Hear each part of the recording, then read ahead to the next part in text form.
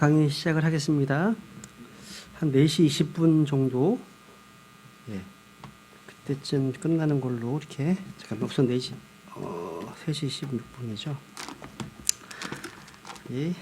시편 19편을 보겠습니다. 시편 19편에 보시면 아까 읽었던 말씀인데요.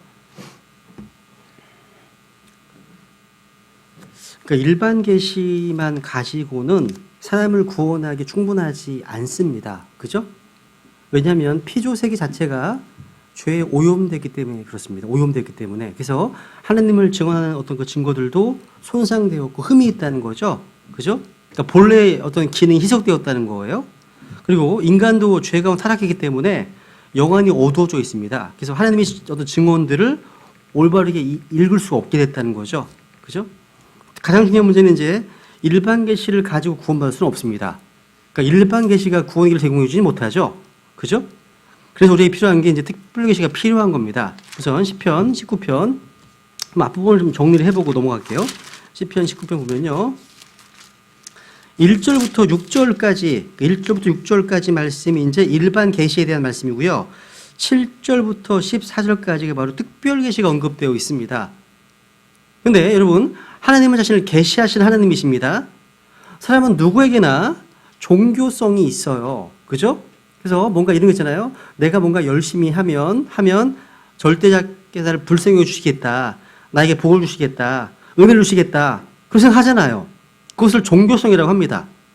특별히 유대인들뿐만 아니라요. 한국 사람 역시 뭔가 지성이면 감청이다. 이런 무언가 정성을 다하고 열심을 다하면 하나님은 내게 뭔가 해주시겠지. 이런 생각으로 교회도 나오고 뭔가 철야도 하고 새벽 기도도 하고 여러 가지 일들을 합니다. 그런데 성경적 기독교는 지성이면 감천이다. 여기서 출발하지 않습니다. 하나님을 아는 데서 시작합니다. 그러니까 기독교의 시작도 하나님을 아는 것이고 기독교의 끝도 하나님을 아는 겁니다. 요한복음 잡으시고요. 요한복음 17장 3절 보세요. 요한복음 17장 3절.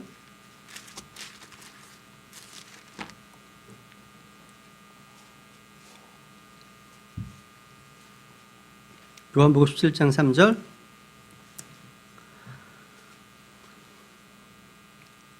영생은 이것이니 곧 그들이 유일하신 참 하나님인 아버지와 아버지께서 보내신 자 예수 그리스도를 아는 것이니이다. 되어 있네요. 아는 것이니이다. 그러니까 논리적으로 하나님을 알아야 믿을 수 있죠. 그죠? 그러니까 믿어야 한다고 할 때 아무것도 알지 못한 채 뭔가 지극정성으로 섬기기만 하면 뭔가 풀리는 건 아닙니다. 믿음의 대상이 되시는 하나님을 제대로 알아야만 그분을 신뢰할 수가 있죠. 그게 믿음이죠. 그죠? 그게 믿음이죠. 그럼 어떻게 하나님을 또 알 수 있을까요? 이게 계시입니다. 이게 계시예요. 아이들이 숨어서 열심히 공부했더니 시험 결과에 드러나잖아요. 드러나는 겁니다. 그리고 선생님이 이제 평가를 하고 다른 친구들도 그것을 보는 거죠. 그러니까 집에서 숨어서 노력했던 것이 이렇게 드러나는 때가 있습니다. 이걸 한마디로 계시라고 하는 계시. 그래서 하나님께서 은밀히 숨겨놓은 것들을 사람들이 알리시기 위해서 드러내 보여주신 겁니다. 그죠? 결론적으로 계시가 없이는 하나님을 알 수 없습니다. 하나님은 계시하신 하나님이십니다. 그죠? 근데 계시가 오늘날 기독교계에서 좀 잘못된 용어로 쓰여서 뭐 꿈을 통해서 환상을 통해서 계시를 받다.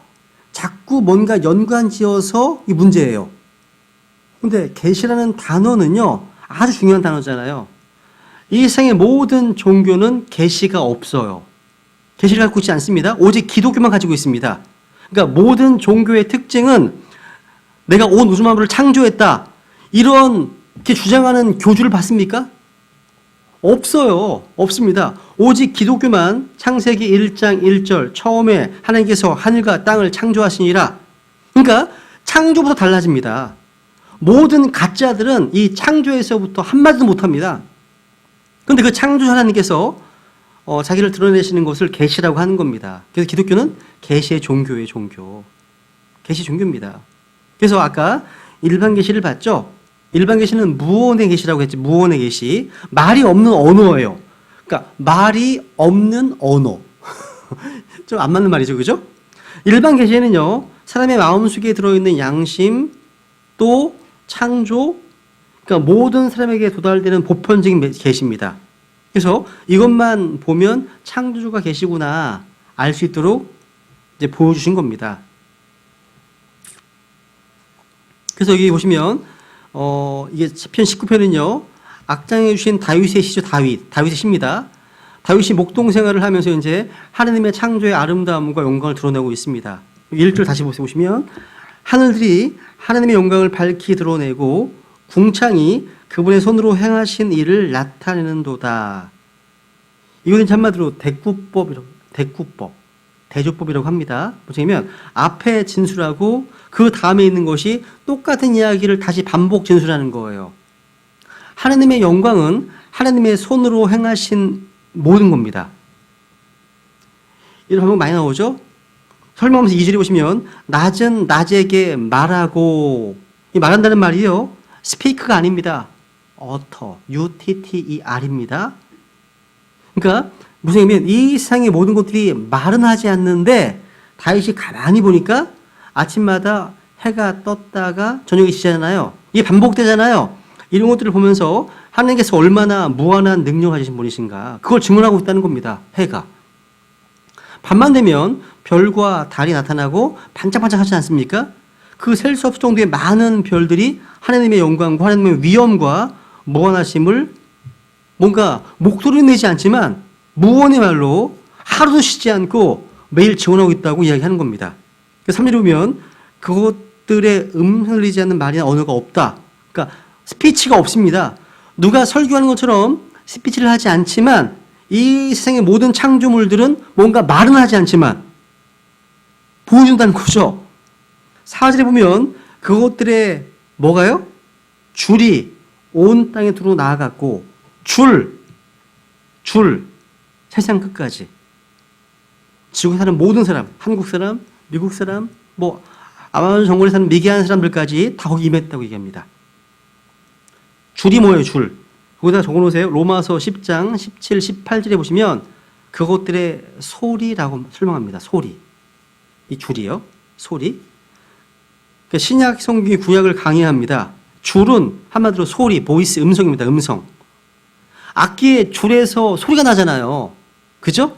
그 얘기예요. 그러니까 그 소리가요. 아프리카 정글에 사는 미기인들까지 다 이룰 수 있도록 소리를 발하도록 진짜 소리는 나지 않지만 양심을 가지고 하늘을 쳐다보고 모든 별들을 보고 모든 창조물을 보게 되면 아, 창조주가 계시구나 알 수 있도록 전달하고 있다는 겁니다. 그죠? 창세기 1장 볼까요? 1장 잡으시고 1장 14절 보세요. 1장 14절 하늘의 해와 달과 별을 만드신 목적이 나와요. 창세기 1장 14절에 보면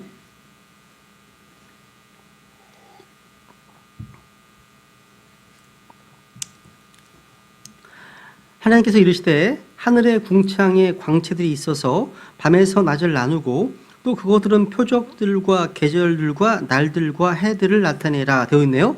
하늘의 광채들을 말씀하시면서 그것들은 처음에 표적들, 사인스가 있답니다. 야, 표적이 뭐예요? 여러분 오늘 신학원에 오실 때 운전하고 오신 분들 계시잖아요. 그죠? 신호등 한번 생각해 보세요. 녹색, 빨간색, 노란색 뭔가 어떤 사인을 주고 있지 않아요? 똑같습니다. 그러니까 그게 직접 말은 하지 않는데 뭔가를 사인으로 말하고 있잖아요. 이와 같은 목적으로 온 우주공간에 그런 것들을 만들어 놓았다는 겁니다. 모든 별들과 모든 창조의 모든 것들이 직접 말은 하지 않지만 날마다 모든 사람들에게 뭔가 말을 하고 있다는 거죠. 야, 그래서 5절과 6절을 보시면요. 여기 태양이 나오는데 이 태양에서 숨을 곳이 없다고 얘기합니다. 우리 하나님 앞에 숨을 자가 없습니다. 아무도 없습니다. 그죠? 이런 일반 계시의 내용을 보면 하나님의 영광과 권능과 하나님의 뛰어나지 알 수 있도록 하셨다는 거죠. 다만 일반 계시에 한계가 있다고 말씀드렸죠. 그죠? 제한적입니다. 여러분 태양을 보고 구원받을 수 있습니까? 누가? 구원받을 수 없죠. 그죠? 사자를 보고 구원받을 수 있습니까? 구원받을 수 없습니다. 그래서 필요한 게 바로 특별 계시 필요한 겁니다. 여기 비번 보시면요. 이제 비번. 특별 계시는 뭐냐? 이 세상의 일들에 하나님께서 직접 개입하신 겁니다. 개입하신 거예요. 첫 번째 뭐가 나오냐, 이제 필리시는 환상과 꿈이 나옵니다. 성경에 보시면 하나님께서 환상을 통해 사람들에게 말씀하신 것들을 많이 보게 됩니다. 사무엘상 3장에 나와 있고 민수기 10장에 잘 나와 있습니다. 찾지 않겠습니다. 성경에 나오는 많은 위대한 진리들이 이 독특한 방법으로 사람들에게 전해졌습니다. 야곱, 다윗, 이사야, 다니엘, 에스겔, 아나니아, 고넬료, 베드로, 바울, 사도 요한 다 환상 가운데 하나님의 계시를 받았습니다. 환상 가운데. 또 이것만 아닙니다. 꿈을 통해서도 말씀하셨습니다. 야곱은 꿈을 통해서 아브라함의 언약을 확인받았습니다. 솔로몬도 꿈을 통해서 지혜와 경고를 받았습니다. 하나 볼까요? 마태복음 2장에 보세요. 2장에 보시면 신약에 나오는 요셉도요, 세 가지의 꿈을 통해서 세 가지의 메시지를 전달받았죠. 마태복음 1장에서는 마리아의 순교를 확인했습니다. 2장에 보시면 2장 13절에 보시면 이집트로 도망가라는 명령이 있고, 또 19절에 보시면 다시 팔레스타인에 돌아가라는 지시가 나오죠. 또 마태복음 2장 12절 위에 보시면 동방에 있는 박사들이요, 꿈을 통해서 헤롯의 간악한 흉계에 대해서 경고를 받습니다. 다 꿈을 통해서예요. 그죠? 이렇듯 하나님께서는 환상과 꿈을 통해서 자신의 백성들에게 뭔가 특별한 것을 하라고 말씀하시거나 경고하셨다는 사실. 그런데 이것을 마귀가 어떻게 또 변개시켜 놨을까요? 마귀가?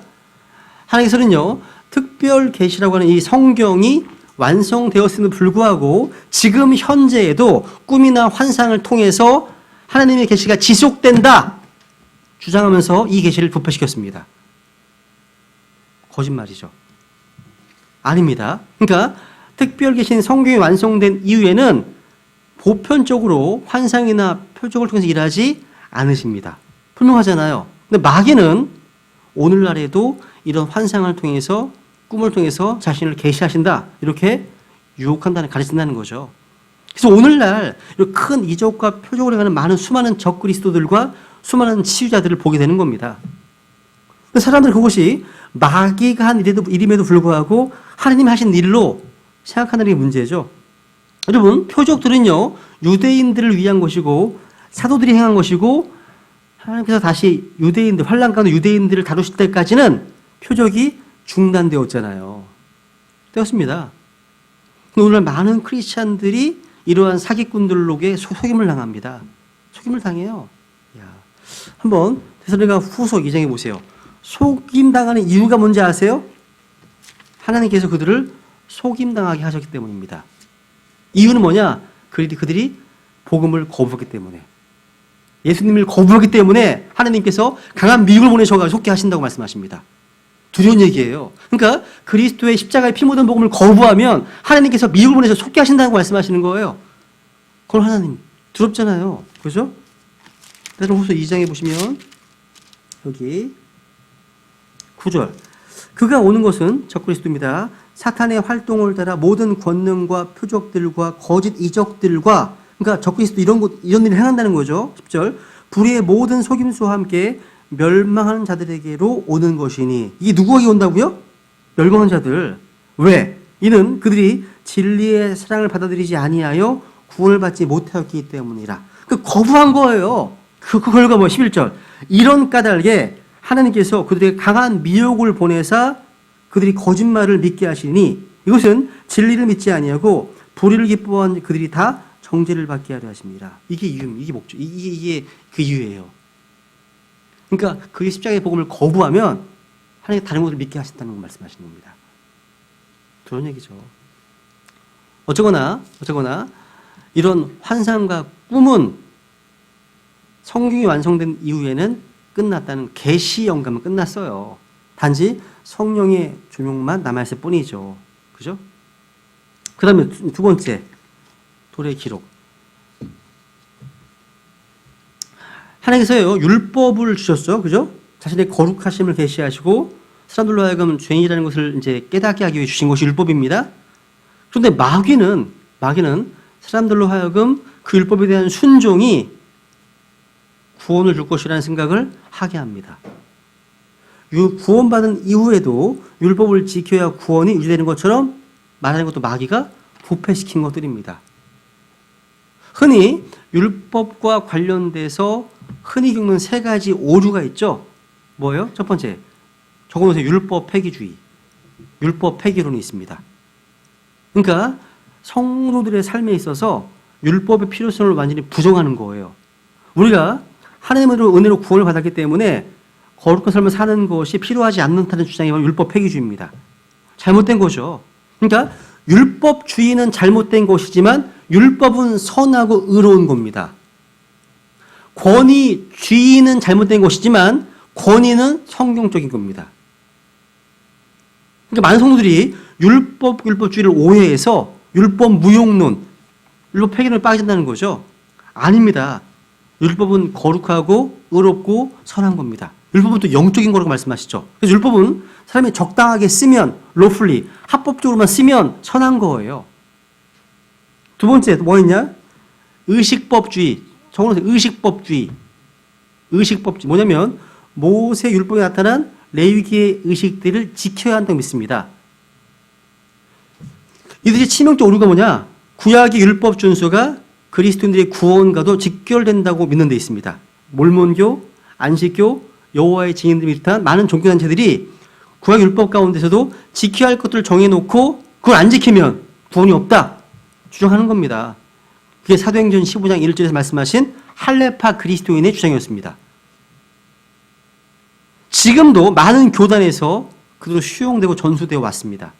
그런데 베드로는 결론 짓기를 우리는 모두가 다 주 예수 그리스도의 은혜로 구원받는 줄로 믿는다고 11절에서 결론 지었잖아요. 그죠? 또 하나의 잘못된 교리가 뭡니까? 갈라디아주의입니다. 혼합주의, 갈라디안주의. 이건 한마디로 율법과 은혜를 혼합한 사람들입니다. 그러니까 부분적으로 은혜를 통해서 구원받고 부분적으로 율법을 지켜야 한다는 주장이죠. 요거에 대한 답이, 주님의 답이 바로 갈라디아서 3장 2절, 3절에 나와 있습니다. 갈라디아서가 이것 때문에 기록된 책입니다. 우리는 율법에 대한 이런 오류에 빠지지 않도록 주의해야 됩니다. 그죠? 그 목적을 잘 이해해야 한다는 거죠. 근데 여러분, 그렇게 되면 율법에 문제가 있는 게 아니라 문제는 우리에게 있어요. 우리 속에 있는 죄에 있는 문제가 있다는 거죠. 율법은 영적입니다. 근데 율법주의는 육신적입니다. 율법은 영적입니다.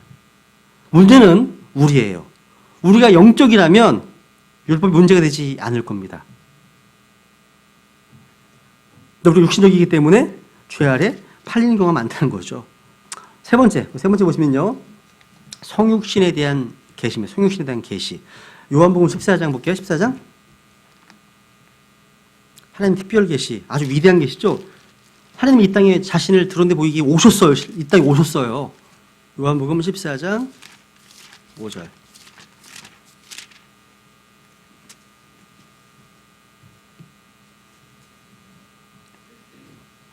요한복음 14장 8절 9절 보죠.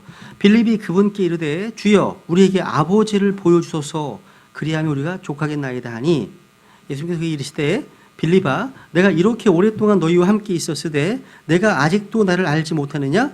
나를 본 자는 아버지를 보았거늘 어찌 내가 말하기를 우리에게 아버지를 보여주소서 하느냐 얘기하고 있죠. 여러분 예수님은요 하나님께서 육신을 입고 이 땅에 오신 분이십니다. 그분 하나님이십니다.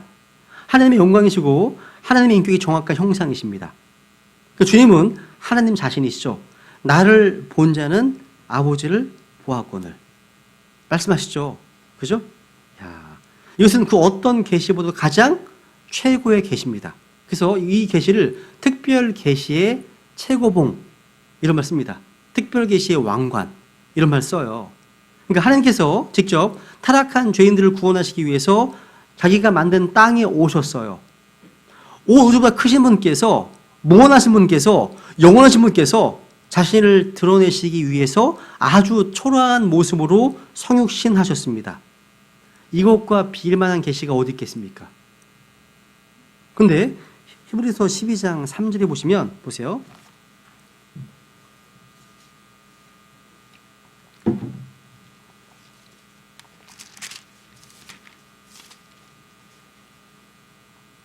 히브리서 12장 3절 보면 죄인들이 자기를 대적하여 이처럼 거역한 것을 견디어내신 분을 깊이 생각할지니 이것은 너희가 너희 생각 속에서 지치고 기진하지 아니하게 하려 함이라 말씀하시네요. 이같이 거역한 것, 이 거역했다는 말의 영어 단어가 contradiction입니다. 모순으로 쓰이죠. 그죠? 여러분, 인류 역사 가운데 가장 큰 모순이 있다면 그것은 피조물이 자기를 지으신 창조주를 대적해서 죽인 일입니다. 전도지 제목 가운데 그런 게 있습니다. 피조물이 창조주를 죽인 사건을 아십니까? 전도지 제목이에요. 주님께서는요, 태양을 창조하셨지만 태양이 그분의 머리 위에 뜨겁게 내리쬐었습니다. 모든 걸 만드신 창조하신 분께서 이 땅에서 배고파하시고 목말라셨습니다. 온 우주를 만드신 분께서, 온 우주 주인께서 이 땅에 머리를 곳이 없었습니다. 그런 상황입니다. 그리고 자기가 선택하신 백성들로부터 배척당하시고 매맞으시고 침뱉음 당하시고 채찍질 당하시고 십자가에 수치스럽게 죽임당하셨습니다. 그런데 주님께서는요, 그렇게 당하셔야 될 이유가 없었습니다. 전혀 없었습니다. 하지만 주님께서는요, 그 모든 것을 다 견디셔야 했습니다. 너무나 큰 모순이죠, 이게. 큰 모순이죠. 역사상 가장 커다란 모순을 주님께서는 견뎌내신 겁니다. 왜? 왜 그렇죠? 스스로 자기를 구원받게 할 수 있으신 분이시잖아요. 십자가에서 내려올 수 있는 분이셨잖아요. 왜 견디셨을까요? 바로 저 여러분을 구원하시기 위해서. 구원하시기 위해서입니다. 특히 이것이 최고봉입니다. 이 최고봉이에요. 근데 마귀는요, 이 계시를 부인합니다. 미래에 진짜 메시아가 온다. 누구의 그 자가? 적 그리스도. 요한복음 5장 43절.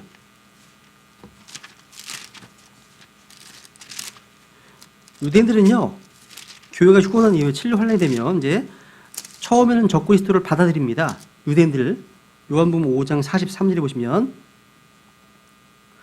내가 내 아버지의 이름으로 왔는데 너희가 나를 받아들이지 아니하나. 만일 다른 자가, 적 그리스도입니다. 다른 자가 자기 이름으로 오면 너희가 그를 받아들이리라. 유대인들은 처음에는 적 그리스도를 받아들일 겁니다. 여러분, 예수님도 기름 부음 받으신 메시아입니다. 그리스도는 칭호이고 예수님의 이름이잖아요. 그런데 성경에 또 다른 그리스도가 등장합니다. 바로 적 그리스도입니다. 요한일서 2장에 잘 나와 있죠, 그죠? 또 사경도 나와 있습니다. 적 그리스도가 오리잠을 너희가 들은 것 같이 얘기합니다. 루시퍼는 기름 부음 받은 덮는 그룹이었습니다. 적 그리스도 역시 기름 부음을 받은 겁니다. 적 그리스도는 언제나 예수님을 흉내내고 모방해서 사람들을 속이는 겁니다. 이야, 자기가 마치 예수님인 것처럼 행세한다는 거죠. 그죠? 이 존재, 신비한 존재, 성경에 무척 많이 언급되어 있습니다. 예수님 다음으로 많이 언급되어 있어요. 성경에 예수님을 예표하는 인물이 21명이거든요. 3 곱하기 7입니다. 그런데 적 그리스도 예표하는 인물은 18명입니다. 6. 다 더해보세요. 18명이죠. 이 존재는 성경에 보면 구약에서는 루시퍼로, 또 아시리아인으로, 작은 뿔로, 또 무서운 용모를 하는 왕으로 언급되어 있고, 장차올 통치로 언급되어 있고, 통치자, 또 willful king, 자기 의지대로, 자기 마음대로 하는 왕으로 언급되어 있습니다. 구약 성경에는요. 신약에서는요, 죄의 사람, 또 멸망의 아들로 언급되어 있습니다. 또 저 사악한 자, the wicked, 또 불법의 신비, 또 the beast, 짐승, 또 antichrist, 적그리스도, 이렇게 언급되어 있습니다. 사람들은 이 적그리스도를 배척하는 것이 아니라 영접한다는 거예요. 왜 그럴까요? 그들 속에 동일한 영이 있기 때문이에요. 세상형이 있기 때문에. 그래서 거부했잖아요. 그죠? 적그리스도는 속임수의 대가이기 때문에요, 속임을 당하는 거예요. 야, 오늘날도 적그리스도들이 참 많습니다. 적그리스도들이 많아, 오늘날. 그 영을 가진 자들이 많이 있다는 거죠. 여러분, 온 세상을 속이는 자가 바로 마귀예요, 마귀. 학교에서 철학의 이름으로, 과학 이름으로 사람을 속입니다. 또 심지어 신학교에 와서 신학대학에 들어가 있는 또 성도 학생들 속입니다. 속여버립니다. TV를 통해서, 유튜브를 통해서 사람들에게 자기의 어떤 가치관과 사상을 주입시키기도 합니다. 헐리우드의 영화들도 마찬가지예요. 거기에 적그리스도 사역자들이 얼마나 많은지 몰라요. 이것들을 보고 즐기다 보면 무의식 가운데 그들의 가치관이 나에게 주입이 돼요. 주입되는 겁니다. 속임을 당하는 거죠. 또 종교의 이름으로 속이는 거죠. 속입니다. 속여요. 세상에는 수만 개나 넘는 셀 수 없는 종교가 있습니다. 종교의 다운성을 인정해야 한다면서 종교적 차별과 구분을 어필하는 자들 다 마귀의 사역자들입니다. 지금 오늘날 많은 교회들이요, 의의 일꾼으로 가득한 거짓 일꾼들로 가득 차 있습니다.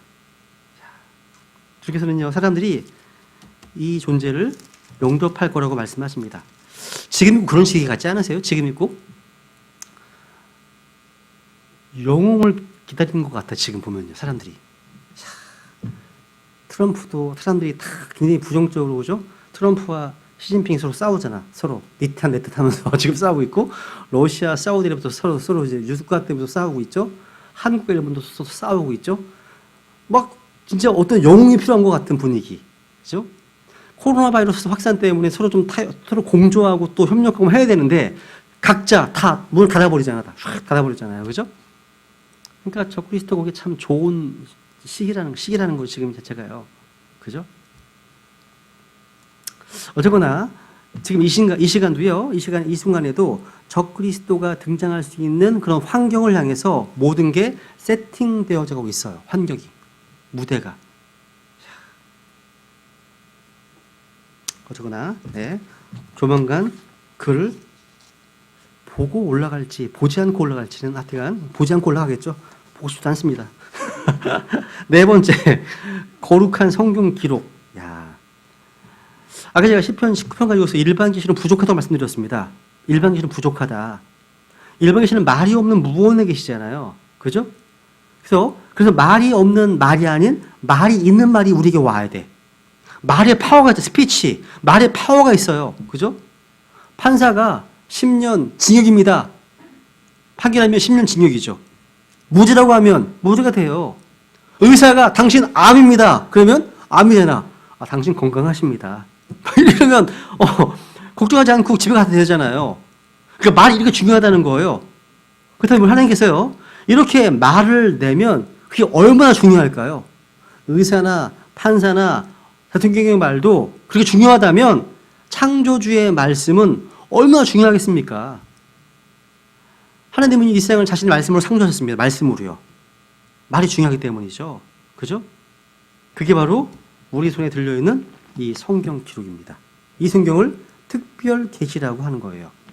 그러니까 이것은 하나님께서 누구에게든지요, 알려주시기 위해서 객관적으로 사람들의 말로 주신 계시이기 때문에 정말 특별 계시의 완성.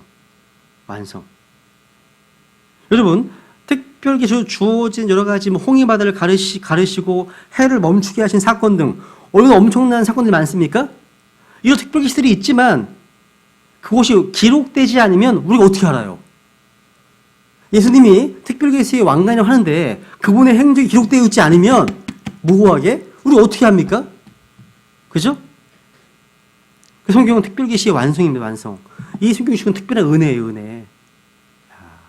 만약 하나님께서 글이 아닌 말로만 전해주셨다면 한 달만 지나면 없어졌을 겁니다. 근데 글로 주셨어요. 약 2000페이지 분량으로 글로 주셨어요. 여기에 하나라도 거짓이 있으면 하나님은 거짓말장이 되죠. 그죠? 근데 글로 주셨어요. 이 말은 무슨 말이에요? 하나님께는 자신이 있다는 말이에요. 자신이 있다. 자신이 있다는 말이에요. 기록된 대로 이루어졌고 앞으로도 기록된 대로 이룰 것이기 때문에 글로 주신 겁니다. 그래서 글로 줬기 때문에 누구나 객관적으로 검증 가능합니다. 누구든지 예수님을 알 수 있게 되었습니다. 이제. 그죠? 베드로서 1장 보세요. 베드로서 1장. 우리 특별 계시를 통해서 예수님을 알게 되었고 자신의 죄를 깨닫게 되고 또 구원을 받게 될 수 있었고 천국에 수방받게 되었고, 그죠? 다 객관적으로 다 알려주셨잖아요. 베드로서 1장 20절 21절.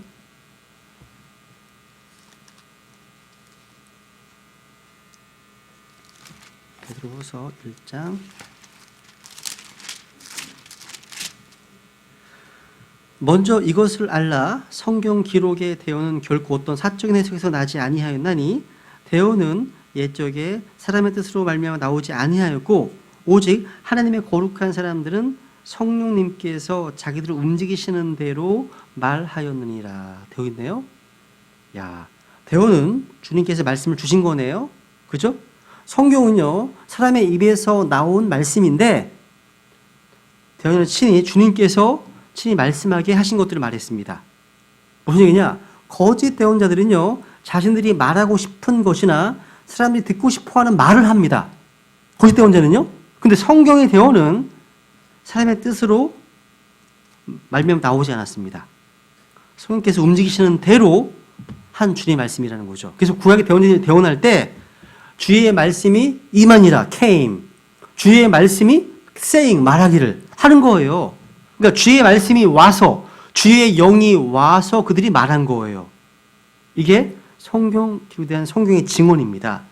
여기 시편 19편 다시 가보세요.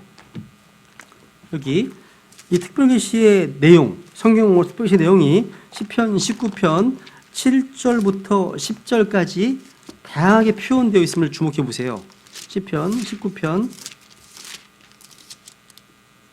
7절에 보시면 주의 율법, 또 주의 율법이 나오죠. 주의 율법. 야, 하나님의 말씀을 달리 부르는 표현입니다. 주의 율법, 주의 증언, 8절 주의 법규들, 주의 명령, 9절 주의 두려움, 주의 판단들. 다 하나님의 말씀에 대한 다양한 표현입니다. 그럼 주의 율법은 완전하죠, 완전.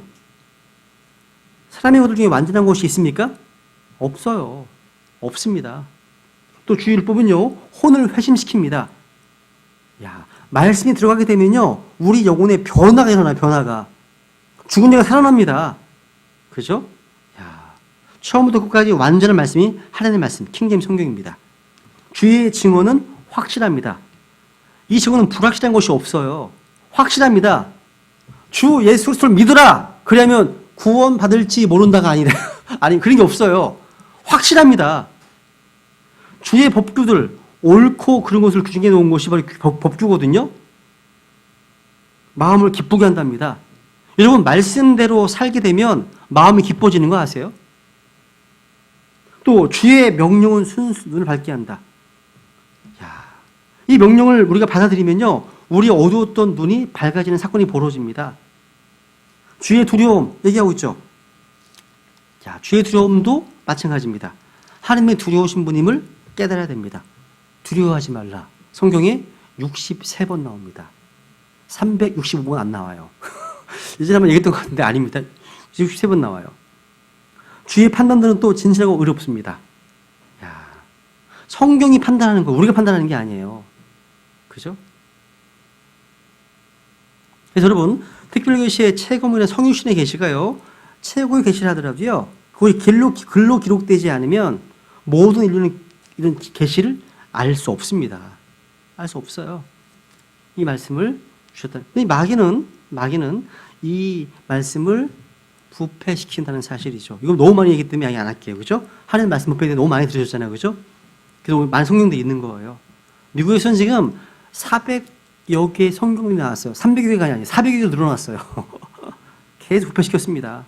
더하고 빼고 해서. 넘어갈게요. 5번째. 우리 안에 계신 성령님 한번 고린도전서 2장 10절 볼게요. 10절. 성령님도 우리에게 주신 특별계시의 한 분이십니다. 고린도전서 2장 10절.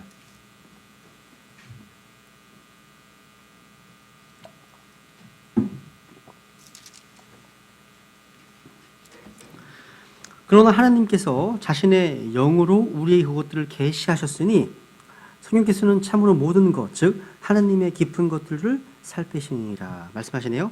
성령께서, 그러니까 성령께서, 근데 성령 계시하신 것들이 그것들이 뭐예요? 그것들 8절에 보면 9절에 보시면 하나님께서 자신을 사랑하는 자들을 위하여 예배하신 것들입니다. 예배하신 것들이에요. 근데 그것을 성령을 통해서 계시해 주시지 않으면 하나도 받을 수 없습니다. 우리는요. 학문이 아무리 발전하고 과학기술이 아무리 개발된다 할지라도요, 사람의 지혜로는요, 하나님이 예배하신 것들을 전혀 깨달을 수 없습니다.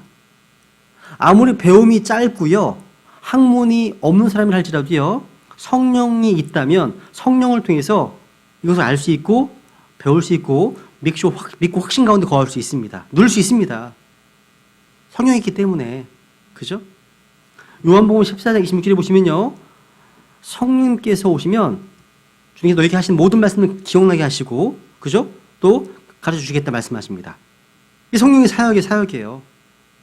누구도 예수님을 주님으로, 예수님을 그리스도로 믿으며 고백한 사람은요, 사람의 지혜로 된 것이 아닙니다. 성령께서 계시 주신 겁니다. 계시 주신 거예요. 그런데 이런 성령님에 대한 계시를 마귀는 변질시켜서요, 다른 어떤 신비한 체험이나 방언과 같은 이상한 말을 중얼거리는 경험을 추구하게 만들었다는 거예요. 그리고 오직 성령만을 추구하게 부르시겠다는 거예요. 치유의 역사, 치유의 사역 강조하잖아요. 그죠? 이상한 방언과 놀라운 체험을 하면 누가 드러나면 누가 존경을 받습니까? 사람이잖아요. 그 성령의 역사가 아닙니다. 성령의 역사라면 예수님께서 영광 받으시고 그분이 증거되시고 그분께서 영광 받으실 텐데, 마귀는 이러한 계시들을 부패시켜서 어떤 다른 것들로 향하게 합니다. 우리 초점을요. 크리스천들은요, 눈에 보이는 것이 아닌 믿음으로 사는 사람들입니다. 믿음은 기록된 말씀을 기준으로 성경을 토대로 하는 거죠. 그죠? 말씀 믿는 겁니다.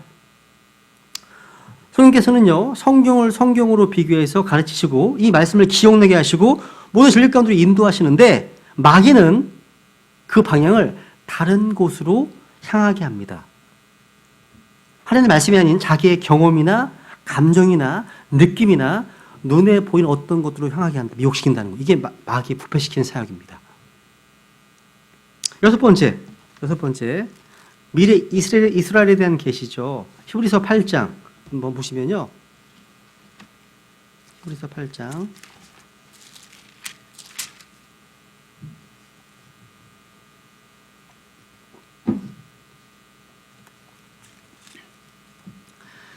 그날들 이후에 내가 이스라엘의 집과 맺을 언약은 이것이니 곧 내가 내 법들을 그들의 생각 속에 두고 그들의 마음 속에 그것들을 기록하여 나는 그들에게 하나님이 되고 그들은 내게 한 백성이 되리라 주가 말하노라 되어 있네요.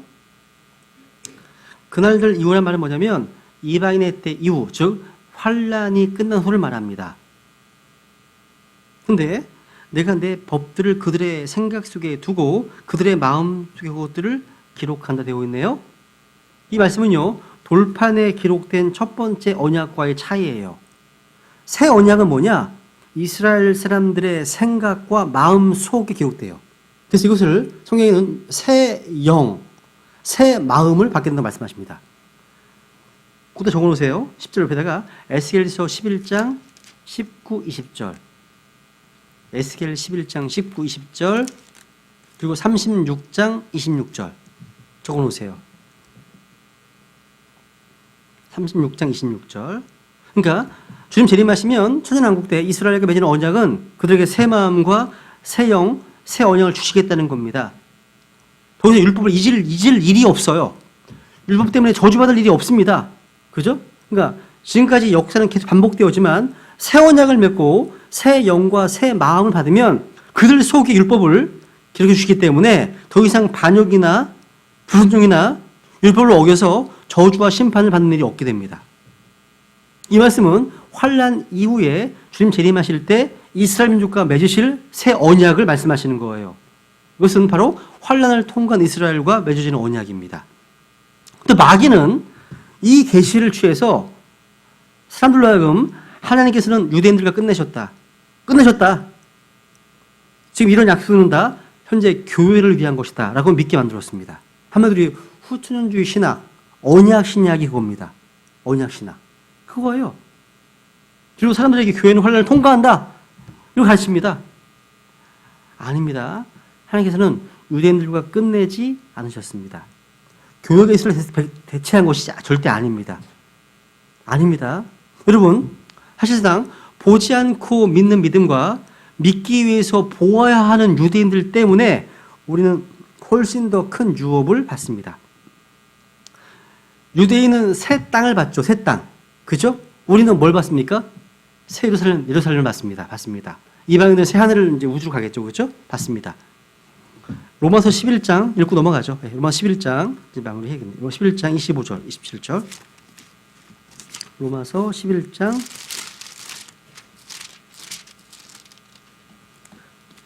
유명한 말씀이 있죠. 로마서 11장 25절.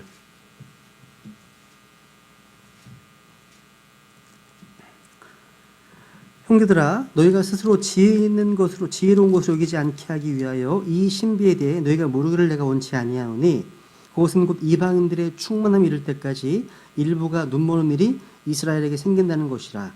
그리하여 온 이스라엘이 구원을 받으리라. 이것은 기록된 바 시온에서 구출자가 나와 야곱에게서 경건치 아니한 것을 돌이키리니 내가 그들의 죄들을 제거할 때 이것이 그들을 향한 내 언약이니라 함과 같으니라. 이스라엘의 회복과 구원에 대해서 이보다 더 분명한 구절이 없습니다. 그래야 모든 이스라엘이 구원을 받으리라. 언제입니까? 이방인들의 충만함이 이를 때까지입니다. 죄악이 가득 차면입니다. 주님 다시 오실 때예요. 흔히 많은 복음 전도자들이요, 땅끝까지 복음을 전하면 주님 오신다 주장하거든요. 아닙니다. 그들이 민족적으로 회심하는 것은요, 선교사들의 전도로 말미암지 않습니다. 주님의 다시 오심을 통해서 그들은 돌아섭니다. 유대인들은요. 그래서 시온에서 구출자가 나와 되어 있죠. 이게 뭐예요? 주님의 재림이에요. 재림입니다. 이들은 더 이상 복음 전할 필요가 없어요. 재림하시면.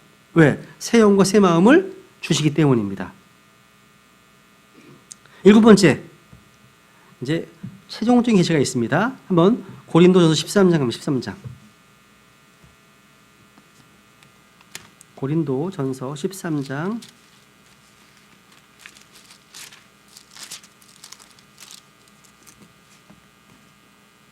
9절. 우리가 부분적으로 알고 부분적으로 대언하나 완전한 것이 오면 그때는 부분적인 것이 없어지리라. 내가 아이였을 때에는 아이처럼 말하고 아이처럼 깨달으며 아이처럼 생각하였으나 어른이 되어서는 아이의 일들을 버리노라. 우리가 지금은 거울을 통하여 희미하게 보나 그때는 얼굴을 마주 대하여 보며 내가 지금은 부분적으로 아나 그때는 주께서 나를 아시는 것 같이 나도 알리라 되어 있죠. 여러분, 사도 바울은요, 어느 누구보다도 많은 지식과 지혜로 충만한 사람이었습니다. 계시가 풍성한 사람이었어요. 그럼에도 불구하고 얘기합니다. 우리가 부분적으로 알고 부분적으로 대언한다고 얘기합니다. 그러니까 주님께서 다시 오시기 전까지 이 생 그 누구도 완전히 알 수 없습니다. 우리는 다 부족한 자들입니다. 한계가 있습니다. 분명 한계가. 성령께서 우리 속에 계신다고 하더라도요, 우리가 완전한 자가 되는 것은 아닙니다. 우리 지식은 불완전합니다. 불완전해요. 우리 성경식도 마찬가지입니다. 불완전합니다. 부분적인 겁니다. 부분적인 겁니다. 우리에게 완전 하나님의 말씀을 가지고 있음에 불구하고 여전히 부분적으로 알고 부분적으로 대언할 뿐입니다. 여기 10절에 보면 완전한 것이 오면 부분적인 것은 없어집니다. 완전한 것이 뭐예요? 완전한 것. 예수님의 지상 재림입니다. 완전한 것. 옆에 적어놓으세요. 창세기 3장 15절 여자의 씨를 말씀할 때 인칭대명사 it로 받습니다. it. 그리고 누가복음 1장 35절을 보시면 거룩한 것, holy thing 나옵니다. holy thing. 누가복음 1장 35절 두 개 적어보겠습니다.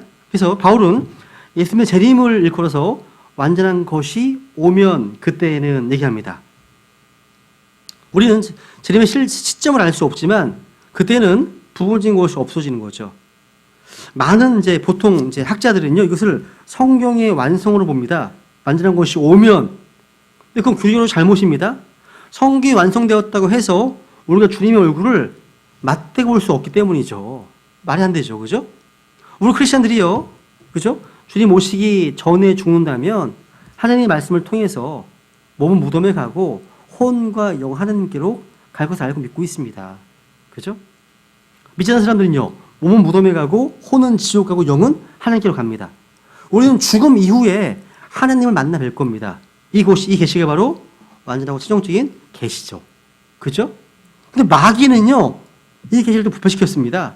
죽음 이후에 대한 어떤 성경적 계시들을 분별시켰습니다. 그래서 연옥이나 환생이나 전생, 윤회, 혼의 멸절교리 이런 것들을 통해 사람들을 속인다는 거죠. 믿겠다는 겁니다. 그러니까 죽음 이후의 삶에 대한 다양한 잘못된 교리들 때문에 하나님의 참된 계시가 마귀에 변질되었다는 거. 그죠? 어렵지 않습니다. 이렇게 특별 계시에 대해 살펴봤습니다. 이외에도 뭐 추가하자면 한두 것도 없습니다. 그러니까 하나님께서 직접 나타나시고 계시하신 임재하신 많이 있기 때문이죠. 불과 연기 가운데서 뭐 바람 가운데서 지성소의 그룹 사이에서 주의 천사를 통해서 또 하나님 직접 음성을 내시는 경우도 있었고요. 또 대비뽑기를 통해서요. 우림과 둠림을 통해서 되게 많습니다. 강조하지만 하나님의 특별 계시에 있어 최고봉은 성육신입니다. 그리고 특별 계시의 완성바로 이 성경입니다. 성경입니다. 세 번째 보시면요. 계시와 구별된 단어들이 있죠. 야, 이거 뭐 어려운 게 아닙니다. 이거 뭐 간단히 하고 마치겠습니다. 계시는요. 진리를 알게 합니다. 반면에 영감은 오류 없는 기록을 위해 주어집니다. 그러니까 영감 받은 것으로 만지는 성경입니다. 그죠? 또 성경은 계시를 포함하고 있습니다. 반면에 모든 성경 기록은 영감 받았습니다. 그래서 성경 기자들이 기록한 말씀은요, 두 개의 소스에서 얻게 된 거예요. 하나는 특별 계시를 통해서. 그러니까 창조나 마귀의 타락? 이건 뭐 관찰할 수 있는 게 아니잖아요. 하나님이 특별히 알게 하실 수 있는 것들은 특별 계시를 주신 겁니다. 그 외에는 또 그 성경 기자가 눈으로 보고 알게 된 사실도 있습니다. 홍해 갈라진 것이나 뭐 에스라 6장 같은 말씀, 개인적인 관찰을 통해서 이런 것들을 또 기록하고 있습니다. 그러니까 두 가지 모두가 다 우리를 위해서 성경에 기록되었습니다. 그러니까 영감을 통해서 이 모든 것이 다 오류가 없이 기록되었음을 확인해 줍니다. 영감 때문에.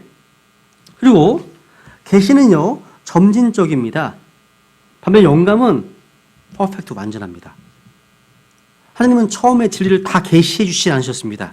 많은 진리가요, 오랜 시간을 거쳐서 오면서 점진적으로 계시가 되었어요. 하나님의 이름이나 메시아의 오심 관련돼서 점점 계시가 확대되었죠. 그죠? 분명해졌습니다. 반대로 점진적인 영감 같은 건 없습니다. 점점 성경이 업데이트 된다? 이런 거 없어요. 없습니다. 성경의 모든 부분들이 다 하나님의 영광을 받았고 모두가 동등하게 영광을 받았습니다. 비번 보시면 계시와 조명. 조명은요, 성령님께서 계시나 계시된 진리를 깨닫게 하시는 겁니다. 그래서 우리가 지금 주님께 기도하는 건 뭘 기도해야 됩니까? 성경 읽을 때 저에게 조명해 주십시오. 기도하는 거예요. 영감, 계시, 이게 이로 기도하는 게 아닙니다. 조명을 위해서 기도하는 거예요. 우리에게는 오늘날 성경 읽으면서 이런 축복을 향유하고 있잖아요. 그죠? 요한 1서를 보시면 우리 속에 있는 기름 부음이 우리를 가르치시잖아요. 조명 주시는 겁니다. 그래서 여러분 찾지 마세요. 그냥 그걸 나중에 찾아보세요. 때때로요, 성경 기자들의 단어들은 주의 깊은 조사의 결과였음을 보게 됩니다. 누가복음 1장에 보시면 잘 나와요. 누가는요, 자신이 뭘 기록하고 있는지 잘 온전히 이해하고 있었습니다. 이런 경우도 있습니다. 두 번째, 때때로 성경 기자들은요, 자기가 기록한 것을 이해할 뿐만 아니라 자신이 펜으로 쓰고 있던 말씀들이 하나님에게서 직접 온 것임을 인식했습니다. 그래서 사무엘하 23장 2절에 보면 주의 영이 내 입을 통해서 말한다고 말씀하고 다윗이 얘기합니다. 지금. 그 인식하는 경우입니다. 이 경우에 그 기자는요, 기록된 것에 대해 온전한 조명을 가지고 있었습니다.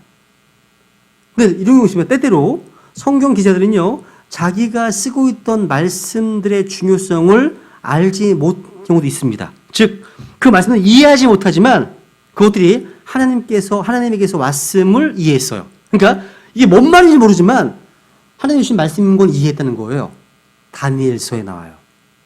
다니엘 12장. 확인해 볼까요, 이제 마무리하겠네요. 다니엘서 12장에 보시면 8절, 9절.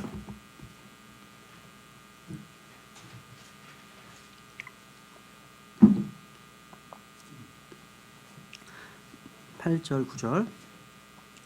내가 듣고도 깨닫지 못하였으므로 그때 이르되 오 내 주여 이 일들의 끝이 어떠하겠나이까 하매 그가 이르되 다니엘아 내 길로 가라. 주께서 끝이 임하는 때까지 그 말씀들을 닫아두고 봉인하셨느니라. 그러니까 이 말이 무슨 말인지 잘 몰라요. 다니엘이요. 근데 주님께 주신 말씀인 건 그 이해했습니다. 이 다니엘서의 말씀들은 요한계시록에 와서 그 봉인이 풀려요. 이해가 되잖아요. 그죠? 그리고 요한복음 11장에 보시면요. 이 말씀을 이해하지도 못하고 이 말씀들이 하나님에게서 왔음도 인정하지 못하는 내용이 나와요. 하나 보고 맞을까요? 요한복음 11장. 요한복음 11장.